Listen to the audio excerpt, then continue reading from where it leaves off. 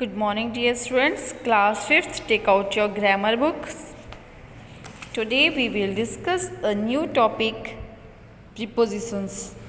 Chapter 8 on page number 90. Okay? तो देखिए preposition means होता है संबंध सूचक शब्द. अब देखिए संबंध सूचक शब्द क्या होते हैं? Words that show the relationship between a noun or a pronoun and another word in a sentence are called prepositions. Some common prepositions are for, in, out, on, at, below, through and across. Examples: the children are inside the house. The cat is on the sofa. तो देखिए यहाँ पे जो inside है और on है, ये दोनों वर्ड्स क्या हैं आपके? प्रीपोजिशन. तो देखिए यहाँ पे चिल्ड्रन क्या है आपका? चिल्ड्रन और हाउस को जो कनेक्ट कर रहा है, जो वर्ड जो जोड़ रहा है दोनों को, वो वर्ड है इनसाइड. अब कैट एंड सोफा. अब देखिए कैट और सोफा को कौन कनेक्ट कर रहा है? ऑन. यानी कि बिल्ली कहाँ पर है? सोफे पर है. बच्चे कहाँ पर हैं? घर में अंदर हैं. तो जो कनेक्टिंग वर्ड्स हैं वो क्या है यहाँ पे हमारे? इनसाइड और ऑन. ये क्या है यहाँ पर? Prepositions. Okay. Now the exercise A is tick the correct prepositions in the brackets. Jack climbed the bean stalk. तो देखिए इन और अप, सोचिए क्या आएगा यहाँ पर? अब ऊपर कूदा या मैं कूदा? इन मीन्स होता है अंदर या मैं, अप मीन्स होता है ऊपर. Cinderella left for the ball या by the ball. The lion peered into the ball या over the ball. The mouse can through up the clock. अब देखिए रैन थ्रू द क्लॉक या अप द क्लॉक.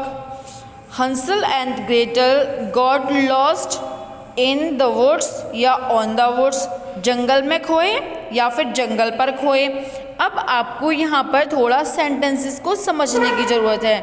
आप खुद से ये सारे सेंटेंसेस को कंप्लीट कर सकते हैं. ओके. जहाँ पर भी आपको समझ नहीं आता आप घर में बड़ों की हेल्प ले सकते हैं, अदरवाइज कॉल या मैसेज करके पूछ सकते हैं. Okay. You can also take help from your phone. Okay. Fill in the blanks with prepositions from the box. I won a gold medal to my ऐसे ऑन साइकिलिंग.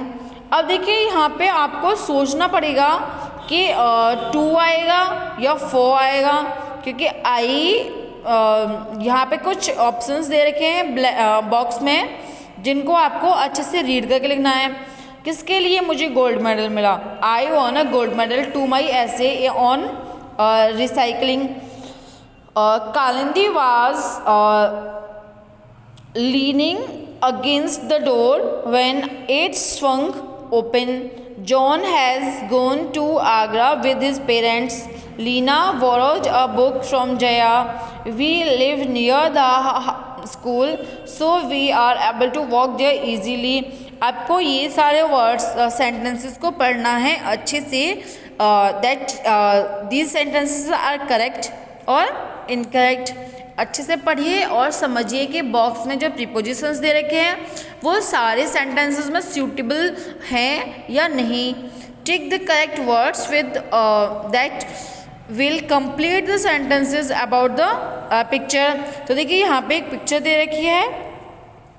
अब आपको इनको picture को देखकर सेंटेंसेस को सही टिक करना है, प्रीपोजिशंस को. A big dog is lying in the grass या on the grass. 3 teeny kittens are sitting between his paws. यानी कि जो उसके जो छोटे छोटे ये किटन्स हैं वो कहाँ पर बैठे हुए हैं? पैरों के बीच में या पैरों से पहले बैठे हुए हैं? तो देखिए आई थिंक बिटवीन आएगा, क्योंकि बीच में बैठे हुए हैं. अ 4th kitten is perched on top of his head या अबव हिज हेड. तो उसके सर के एकदम ऊपर जाके बैठा हुआ है. ऑन द टॉप ऑफ आएगा यहाँ पे. The big dog is gentle for with the kittens. The big dog is gentle with the kittens.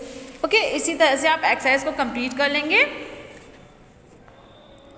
Next is remember do not confuse prepositions with adverbs. अब देखिए यहाँ पे कुछ प्रीपोजिशंस और adverb के साथ में हमें कंफ्यूज नहीं होना है। अ preposition is always followed by a noun और प्रोनाउन, यानी कि प्रीपोजिशन के साथ में हमेशा संज्ञा या सर्वनाम आता है। The chicks are in the nest, यहाँ पे क्या है, प्रीपोजिशन है। The chicks are in the nest. Okay, अब नेक्स्ट है हमारा I left my bag on the bus, यहाँ पर ये भी प्रीपोजिशन है। An adverb tells us about a verb on an action, it does not have a noun और pronoun after it, यानी कि एडवर्ब के साथ में संज्ञा या सर्वनाम नहीं होता है। The children played inside. अब देखिए यहाँ पर इसके बाद में आगे पीछे यहाँ पे सिर्फ वर्ब आ रहा है, इससे पहले यहाँ पे कोई भी नाउन या प्रोनाउन नहीं आ रहा है। ओके, जिससे कि यहाँ पर ये आया नेस्ट और बस आए हैं दोनों, इसके बाद में नहीं आ रहे हैं, तो ये यहाँ पर एडवर्ब है। ओके,